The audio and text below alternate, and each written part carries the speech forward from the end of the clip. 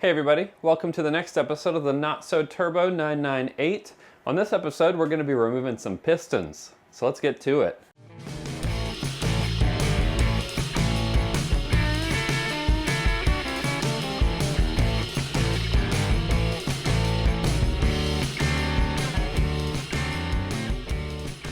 Like I said, we're going to be removing pistons on this episode of the Not So 998 build. At this point, we've gotten the gearbox separated. We have the head off, the timing system off. So all that's left is to get into the main caps, take a good look at these pistons, and then kind of just prep all of the parts to head over to the machine shop. This episode is probably going to be a little short because as far as the gearbox goes, that kind of needs its own episode. There's going to be a lot of stuff associated with that. At minimum, I'm just going to go over the remote gearbox and how it all works. I don't know for sure that I'm going to have to rebuild it. Everything looks in really good condition, and frankly, if your gearbox is working, things are turning, I just don't want to kind of touch it unless I have to. But let's go ahead and jump down and get into taking out the pistons. All right, so to get us started, we are looking at the bottom end of the motor here. I guess this is the bottom end. I think that's it. And basically what I need to do is take out all of the pistons first, so that I can get the crank out and the main caps out, at which point I'll be able to bring this over to the machine shop and have them kind of give a nice assessment to see how it all sits, how the condition is. So this part can be kind of fun, especially if the stuff is all, in relatively good condition. First things first, let's get these pistons out.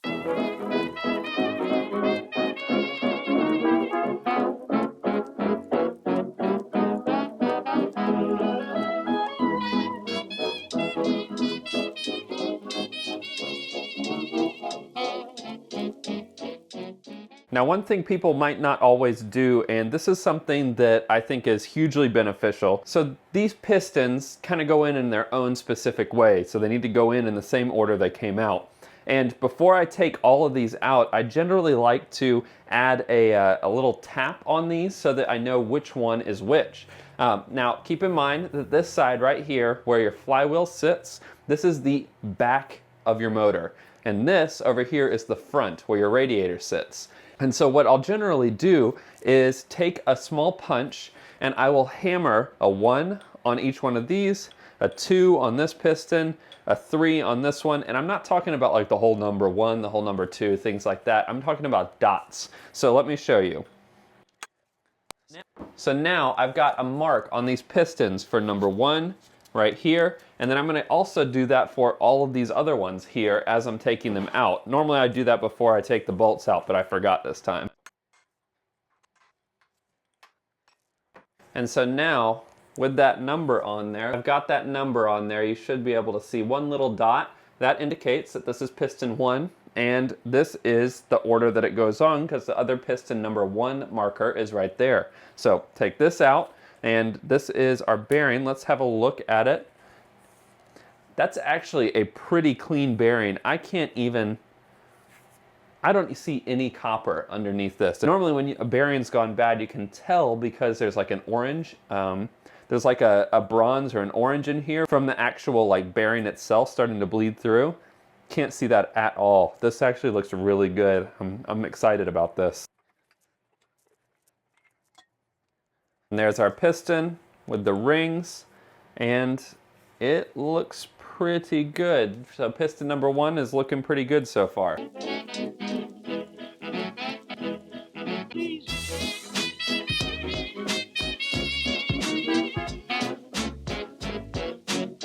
Now this next one is looking a little less good. There is definitely some signs of scoring, and there's definitely a gouge on the side of this piston right here.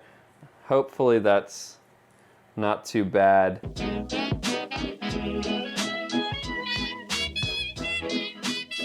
And that crank spins really, really nicely. There is no binding. Like, you can just kind of toss it with your hand and it just spins. I'm kind of curious what the end float is. Let's check that real quick. So checking the end float here, we have 0.003 inches of end float. I mean, it's tough to get this down in there. It might even be 0.002. This is awesome. I am so happy. There's like no movement, just very pleased with this. So the next thing that we're gonna do is we are going to take the crank off.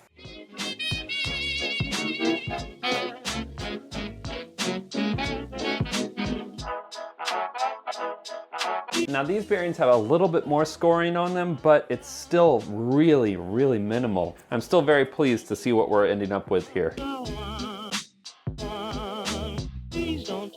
Now with the main cap, which is the center cap, I am going to want to keep these thrust washers. It's normal for these ones to look copperish in color.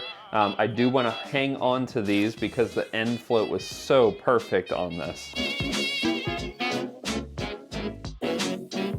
Now that one has some more serious wear on it. You can actually see that copper in there. You can see there, that copper means that this bearing needs to be replaced.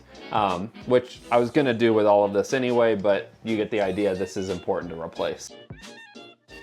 Now don't forget, we also have the thrust washers that sit down inside in the bottom of your crank here, which I'll also pull out. It's kind of funny, these things are almost like a greenish color. I've never seen that before. Maybe you guys have. Why are these green? All right, and so now we have a free crankshaft, which we can go ahead and lift out. One thing to keep in mind is there are some shims over here on the end of the crank near our timing cover. I want to keep these. These are important because they help space out the actual gear, the timing gear itself.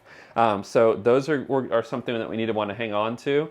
And let's go ahead and lift this out. So one thing you might notice here is that my distributor gear is actually still in here. And the reason it's still in here is because I couldn't get this cover off earlier. So I'm hoping I can get that off now that everything's kind of out of the way. Let's go ahead and push these bearings out.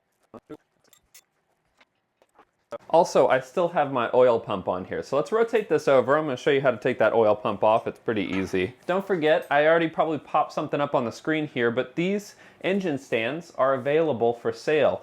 This is a JEGS modified engine stand to mate with your A-series block. I have plans to make an A+ one. It's not available yet, but it will, I promise. Now, as you can see here, we've got some more lock tabs. We're going to knock those down, and then we're going to just undo these bolts.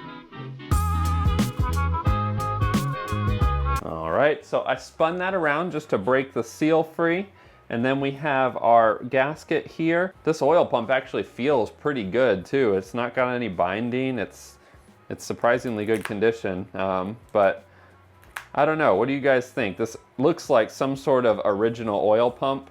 I feel like I probably should. I've got kind of mixed emotions. Should I replace it? Should I keep it the same? I don't know. Let me know what you think. So at this point, we have pretty much everything stripped off of this motor, which is pretty exciting. The only thing really left are just a few ancillary items on the front side of the motor. So at this point, we've got pretty much all the stuff off, aside from just a few ancillary items here. Our oil relief valve, and then of course the thing that's keeping the distributor gear in. So let's see if we can get some of this stuff off, and I'll take this engine block heater out of here too, and we can get a closer look at that. All right, so this oil pressure relief valve, the idea behind this is actually what caused the failure of oil pressure in my car when it happened up to my actual Bad Wolf build. Basically, this is made so that there's no buildup of oil pressure that would make your motor explode. So as you have pressure, and if the pressure exceeds the point at which this spring would compress, it actually pushes this plunger in and then allows oil past without actually going through the filter and pumping through your motor. The whole idea of this is to prevent any sort of explosive situation, but the drawback is that if this is allowing oil pressure by, it means that your engine's not getting lubricated, and then you have a failure of your bearings. So 7 Mini Parts actually sells something that I absolutely love, and it's an adjustable oil pressure system. And basically there's a little dial that goes on here, and it lets you adjust and set the oil pressure to exactly what you want.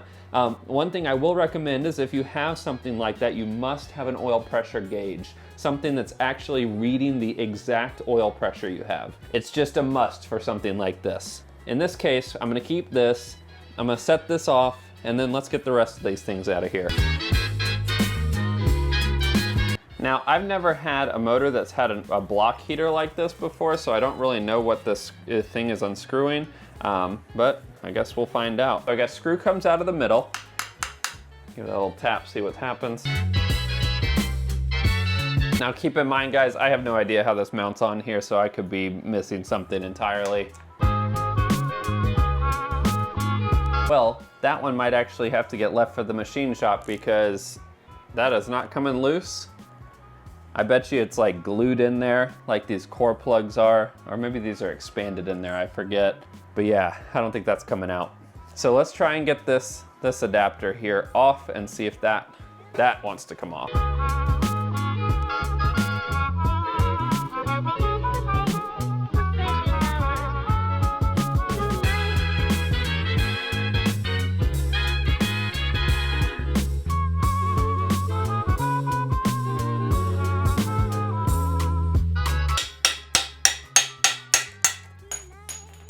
Well, folks, instead of something convenient happening, unfortunately, this top end right here of this retainer broke off. It literally just sheared off of there. That's frustrating.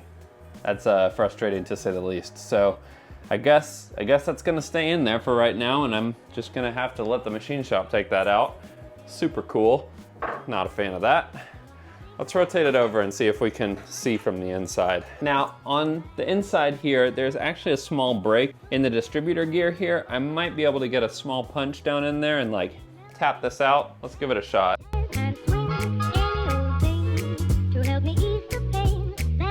Now, just so you know exactly what I was doing there, it was kind of hard for me to show you. There's these openings right here inside your distributor gear here, and I was actually sending a punch right through this, right here, and tapping the ring that was still stuck in there out. And there is the other part of that distributor retainer. Normally it would be one piece like this, and in my case it's a broken two-piece system. It's a two-piece system. It's like those multi-part wheels. You gotta put them back together, right? But with that, all that's left is rotating this back over, and let's have a look down these bores and see what the quality of these bores are, the actual state of them is. All right, so the last thing that we're gonna check here is the actual bore inside these. And really what that means is, I'm not a machinist, so I don't know for sure that these are gonna be perfect, but what we're gonna be looking for is any sort of sign of excessive scoring, cracks, things like that. It is looking pretty good. I mean, they're rusty, no doubt about that, but I think that with a simple hone, this stuff should be pretty good. And now, for those of you who don't know, honing the cylinder is the process of taking something that actually kind of etches the insides of these. It has these like funny kind of ball mechanism on it, and it scuffs up the inside and polishes it effectively. And then there's boring. Boring your motor means that you're increasing the displacement of the pistons themselves, so you'd have to get larger pistons. Honing is really just to clean this up so that the pistons can come back in and they'll work the way they should. Otherwise, everything else up here is looking pretty good. Things will just need to get cleaned up a lot. Of course, this is like straight up dirt in here. I took the plate off of the bottom here. I also took the one off the back.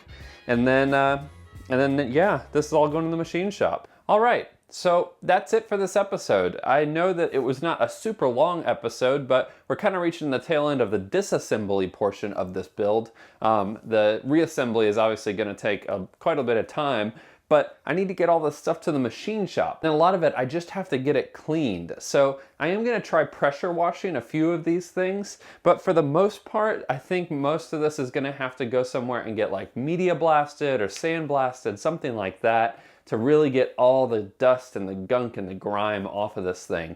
Thinking back, it would have been nice to probably pressure wash the engine before I started taking it apart. Of course, hindsight is 20/20, so, you know, coulda, shoulda, woulda. But I hope you guys are enjoying the build so far. If you have any questions about what I did on this episode, or maybe you have some questions about the pistons, let me know. Otherwise, I probably won't see you guys for either the gearbox or the engine build before the end of the year, but I am planning on doing a little like right after Christmas shop tour of my space, how I work, and all the different tools and things that I use on a daily basis or on a semi-daily basis, things that I may not use all the time. I hope you guys are looking forward to that. I got a lot of votes for yes on Instagram. If you don't follow me there yet, it's at Classic Mini DIY 59. I post all sorts of stuff kind of prior before I actually post videos, so you get sneak peeks and stuff on what I'm doing. But aside from that, that's it. So until next time, enjoy those minis and motor on.